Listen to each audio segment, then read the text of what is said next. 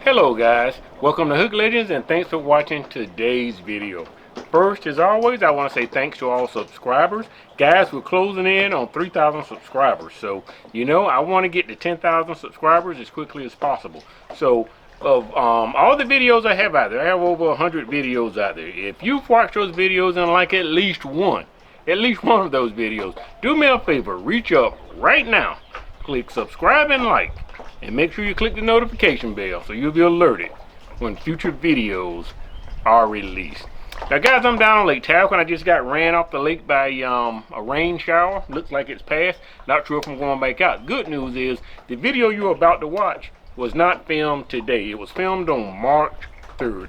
I got back to the office. I was editing that video, getting ready to release that video, and I discovered that either I forgot to do the introduction or I accidentally deleted the file that was the introduction. So just wanted to do a quick introduction here.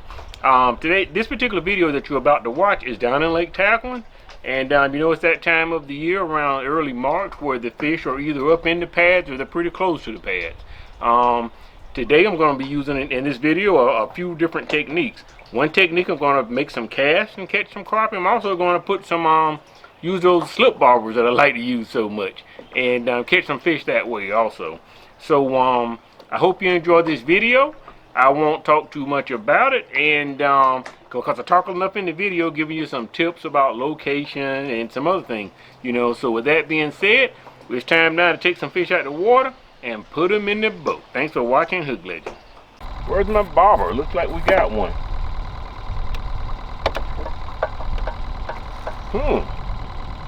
This must be a cat or something. This fish is big, so I don't think this would be a crappie fighting like that.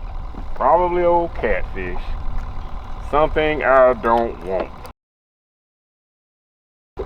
Oh, that was huge, whatever it was.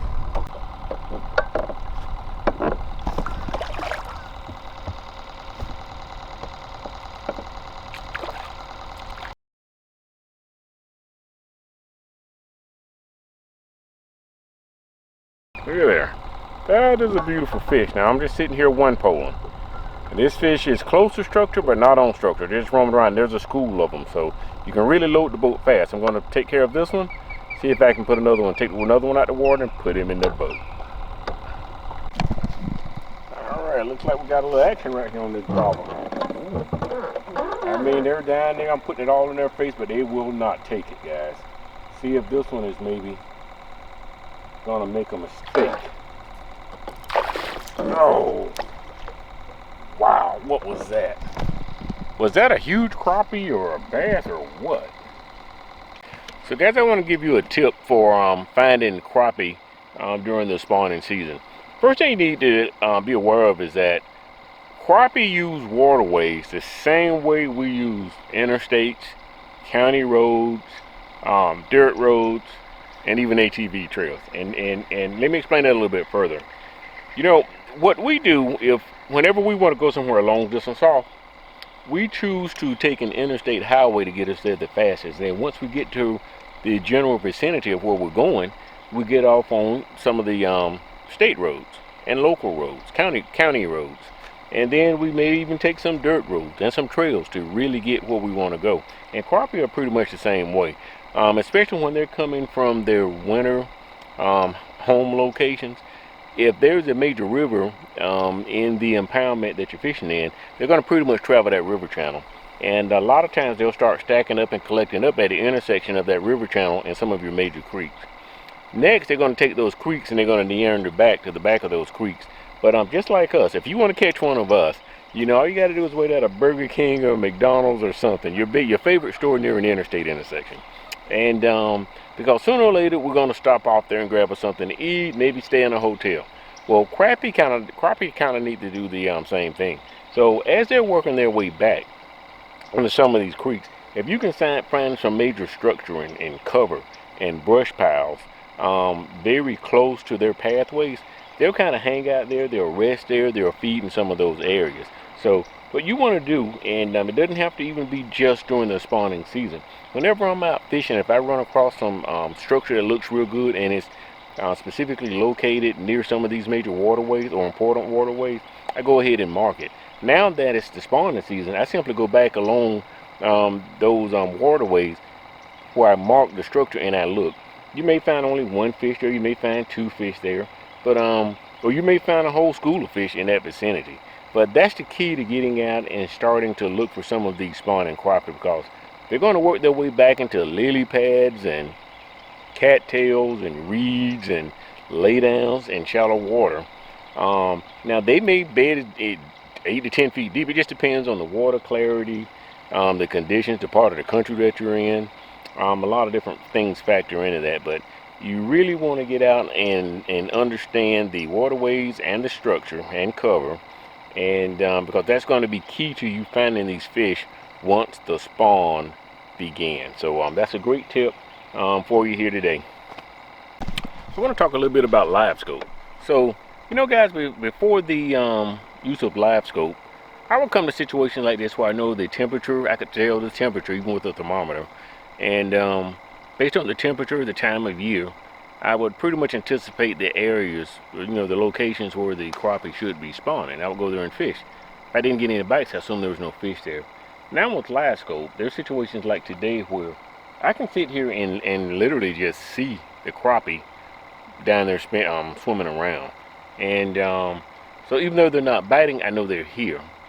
Prior to having LiveScope, I would have already went to several locations, you know, by now, thinking there were no crappie in the locations that I checked. And so I don't know if I'm necessarily catching any more fish, but I feel better about the fish I'm not catching by knowing I am at least sitting in a place, you know, where I know there's fish down there to be caught. So now sometimes I use LiveScope when I fish in a smaller lake. I don't have LiveScope, but the more and more I use it, the more and more I learn how to use it. I learn how to, you know, maneuver the boat in the wind and chase down fish and things like that. So it's definitely fun. I really like LiveScope.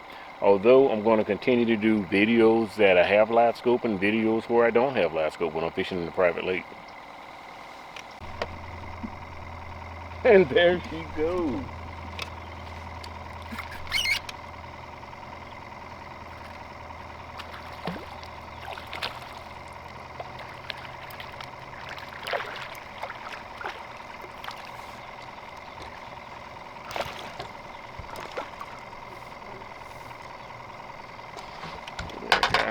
Nice, fat little crappie. There, fat little crappie. Now, guys, I'm just fishing in about 5 or 6 feet of water. Tons of crappie around here. However, they're not biting. You got to take your time now. That one is thick. That's a thick crappie. Not a huge fish. I mean, I think it's 10 inches. Let's see. It is 10 and a half, almost 11 inches. I mean, that's a decent fish. But I'm gonna let them go. See ya.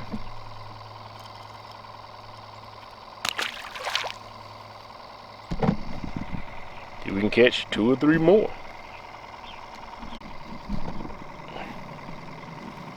He just snatched it under. I mean, these fish are predictable, guys. I mean, once that sunlight no longer directly penetrating that water. They're over in the shady side of my boat, and just that, he's getting hung up in my other line. Just that is enough. This is a nice female. And guys, I'm gonna have to publish this video without my wife seeing these fish I'm throwing back, and you guys got to promise you we're not gonna tell. Look at there. Nice, thick, healthy female. I don't think she spawned yet. Nice, beautiful female.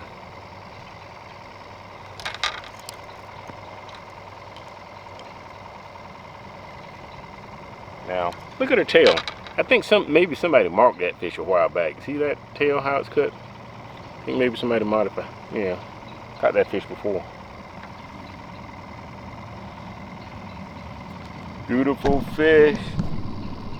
She's gonna evade the fish balls for my wife.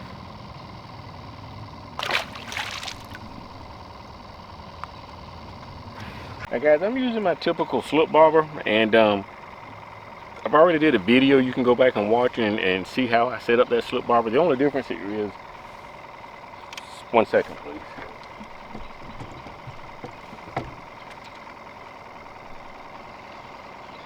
I was too slow. 50 fish ate my minnow. He didn't, and the minnow's still alive. Put him back out there.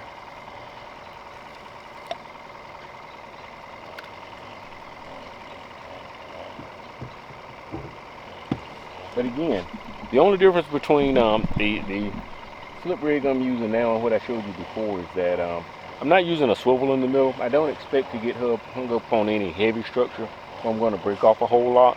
I'm fishing in somewhat shallow water, so I didn't want the bulk of the swivel being there in case they could see it in the clear, shallower water.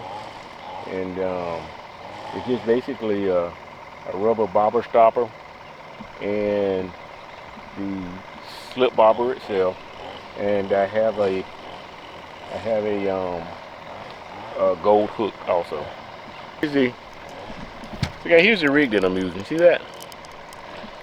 Got the slip bobber here. Don't know if you can see it, but it's got a little rubber bead on it right there. Slip bobber, 2 sinkers, actually 3, and the minnow and hook. Not a complicated rig by any stretch of the imagination. See if I can catch 1 or 2 more fish before the sun goes down, and then I can get out of here.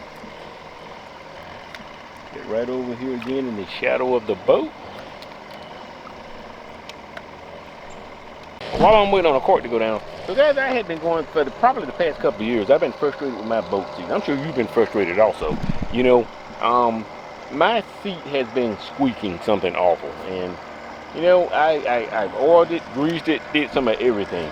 And today, since I ran out of options, I just started greasing everything in sight. And it was where the pole actually fits into the floor. Okay, I actually put grease on that. Now, why that squeaks? Because that's not a turning part. The pole does not turn, but for whatever reason, it must flex or do something. But I put a little bit of WD-40 in there, and look, my squeaky problem is gone. So I'm going to be less frustrated, and I'm sure you will also.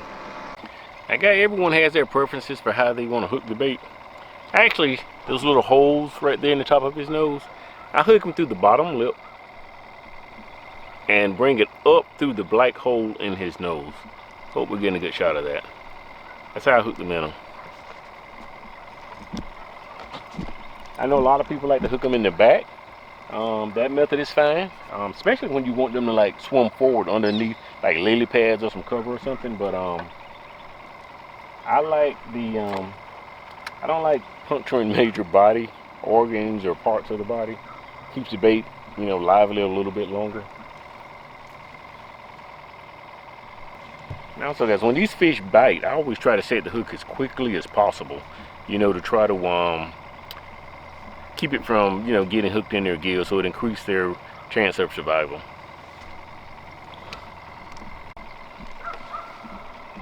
Look at that guy, there we go. He's going for it. See that cork going down?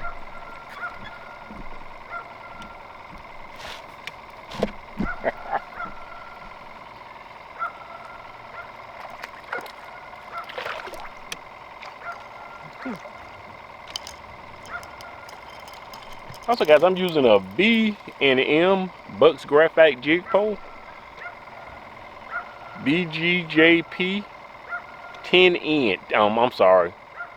BGJP 102-N. Love it.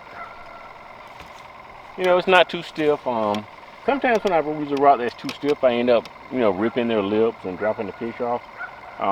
But this type of fishing, I kind of like it. Don't know if that fish a keeper or not, but I'm not keeping any of them anyway. Just taking a look at them. The Lake Talquin crappie spawn is on. Let this fish go.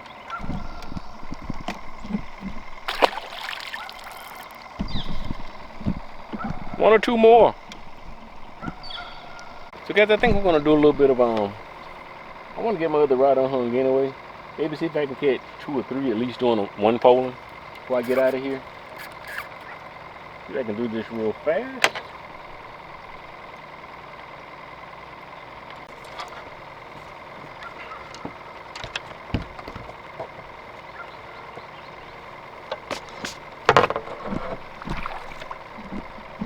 Guys, I love this push pin pole.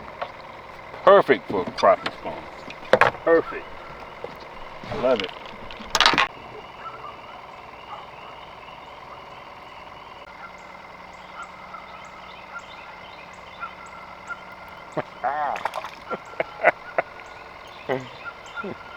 I mean, guys, this fish is small, but he's still fun to catch, you know? He's small, but he's still a fish and he's fun to catch. Look at there. Those guys got a lot of heart.